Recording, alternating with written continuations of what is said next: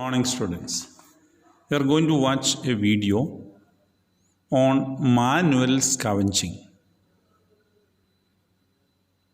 I have given a video which doesn't give much unpleasant scenes. A real scavenging video, if you see, will be so much painful. We may not be able to watch. So I am just giving one simple one, very simple thing that can be watched. It doesn't look so much horrible. Okay. So don't think this is only. If you go into the internet, type manual scavenging, you will get a lot of videos which would make us feel so much sad. Okay. Now let us see a little about it. Saraswati walks these lanes every morning, cursing her fate. She is 57 and has spent more than half her life cleaning toilets. She is one of around 50 women who continue to work as manual scavengers in Faraknagar village of Ghaziabad district, in spite of a legislation that bans the inhuman practice of manual scavenging. सुबह यहाँ से काम धंधा करके गांव में जाती हूँ कूड़ा उठाने, जाते ही उनके लैट्रिन उठाती हूँ पहले। गंद खाना में मेरे जीव पर को आते, उल्टी लगने को आ जाती है, सड़ान मस्ती है उसमें, तो बदबू उठे पड़ जाती है। अब उसमें जाके उठाना पड़ता है, नहीं उठाऊंगे तो फिर दूसरे दिन वो ढेर हो जाते हैं, दो दिन का उठाना पड़ता है।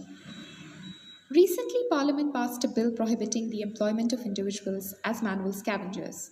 This would mean that the state governments will have to replace all dry latrines with flush latrines and rehabilitate the scavengers. This bill says the offender can be imprisoned for up to 5 years.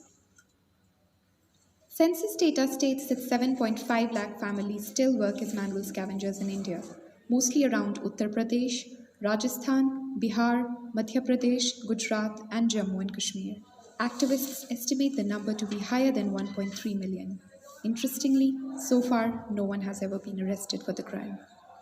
The Ghaziabad District Magistrate's Office claims that they have already removed all the dry toilets in the area, contrary to MINT's findings on the ground.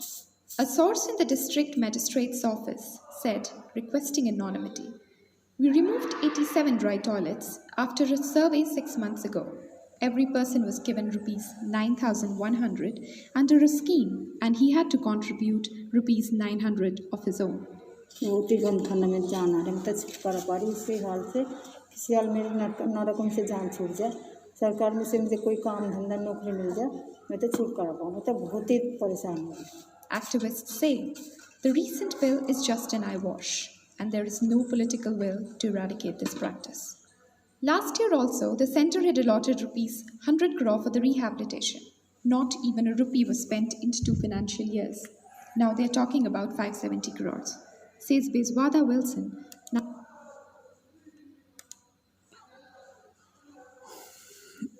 Yes, my dear students, you heard the video. Now we are entering into what is it? The scourge of manual scavenging. This definition is given there. You can read it. Manual scavenging is the practice of removing human and animal waste excreta using brooms, tin plates, and baskets from dry latrines and carrying it on the head to disposal ground some distance away. Think about it. Take from the toilets and dispose it in some other places. Carry it on the head. So in villages, this is a problem. And in cities, we know there is a normal toilet is there where water is there. Flush toilets are there. We will wash it and it go inside. And that also then the big pipelines, there will be some block. Some people has to go inside, clean it. All those things include in that. So it is being done by human beings. Cleaning, removing the things. All those. So that is what is the important thing we must understand here. So how much it will be. The persons who are doing that activity, what will be their lifestyle.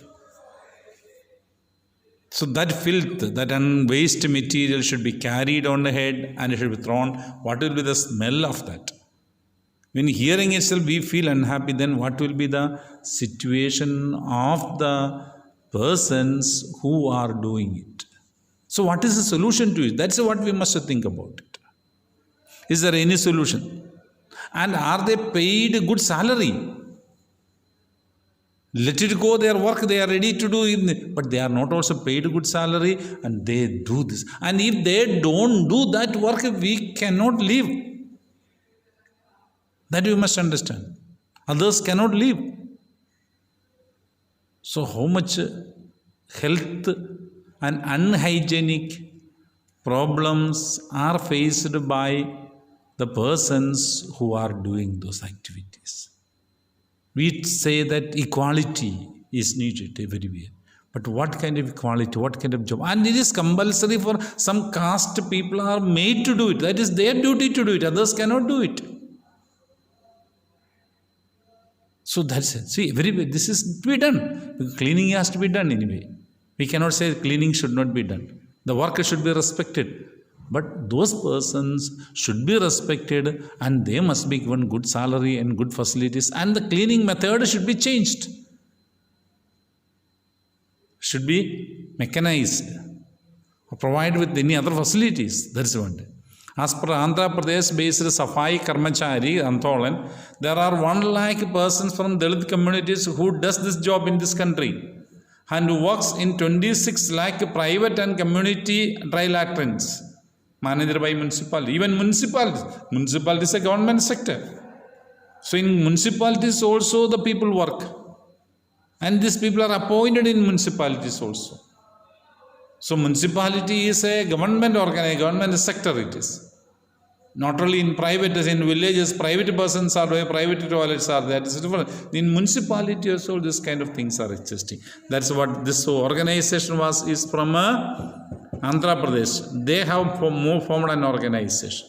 The organization's name is Karmachari Andolan. Okay. Safai Karmachari Andolan. They have done it. Manual scavengers are exposed to subhuman conditions of work and face serious health hazards.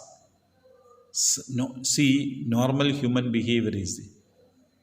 So that is actual cleaning, sweeping, all those things should be done.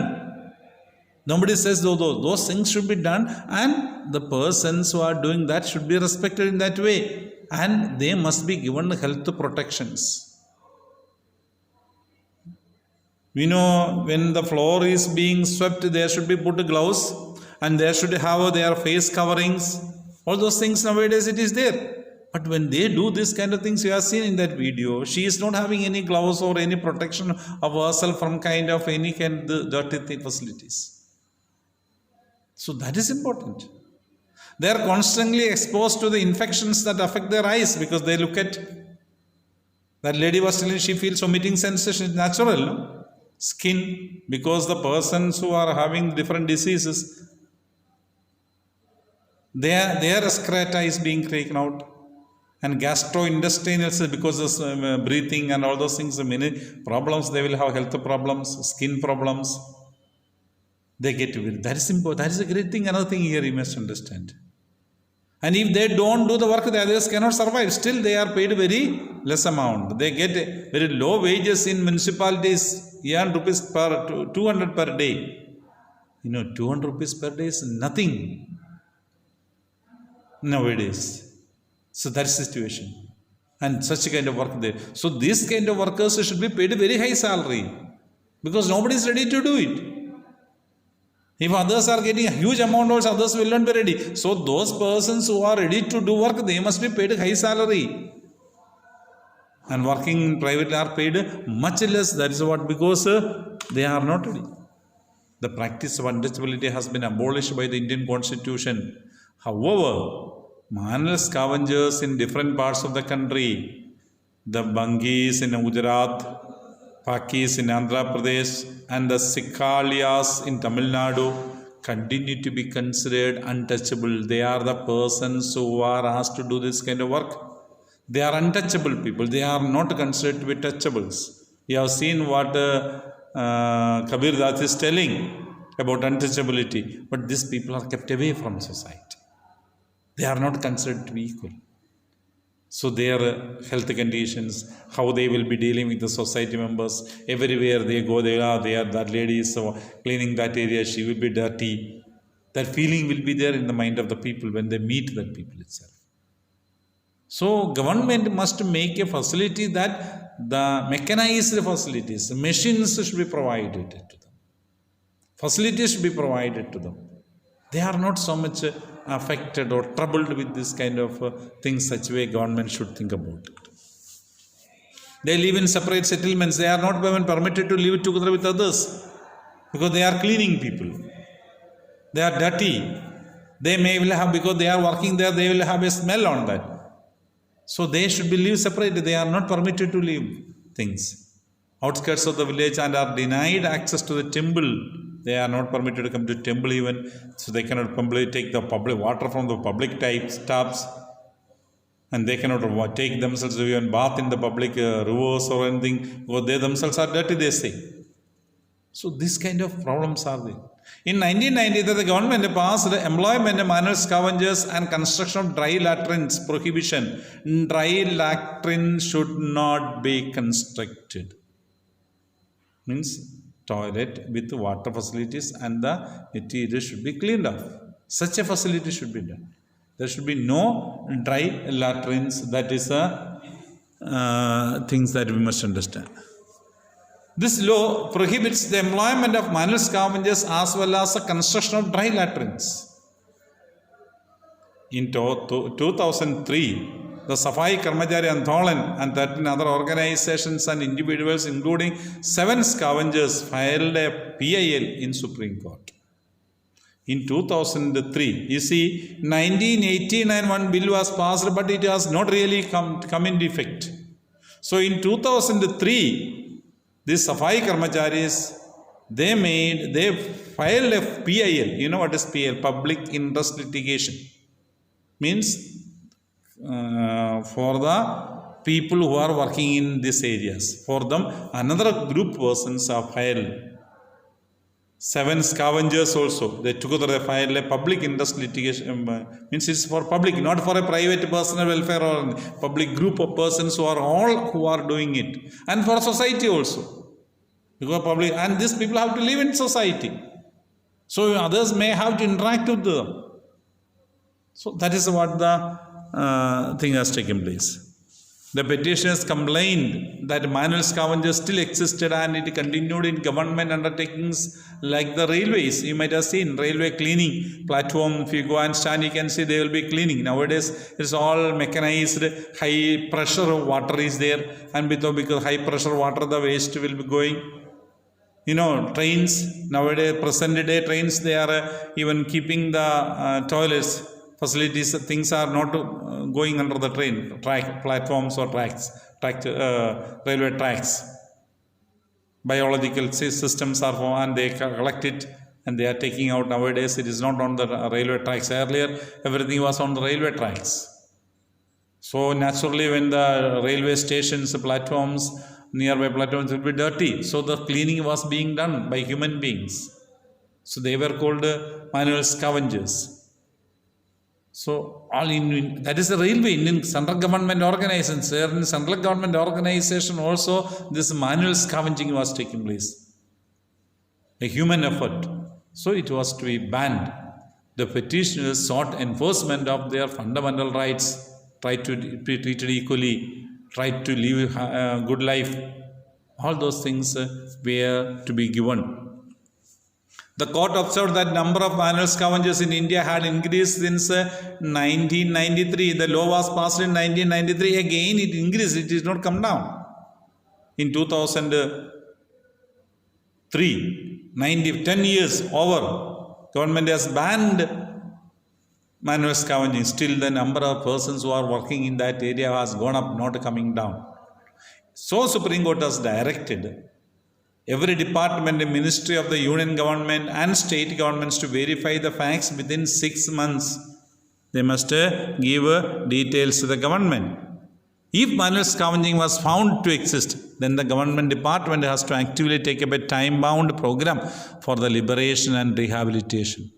If any human beings are still doing, they must be provided with facilities to live, liberate from that job, and should be given rehabilitation facilities. They must be treated well.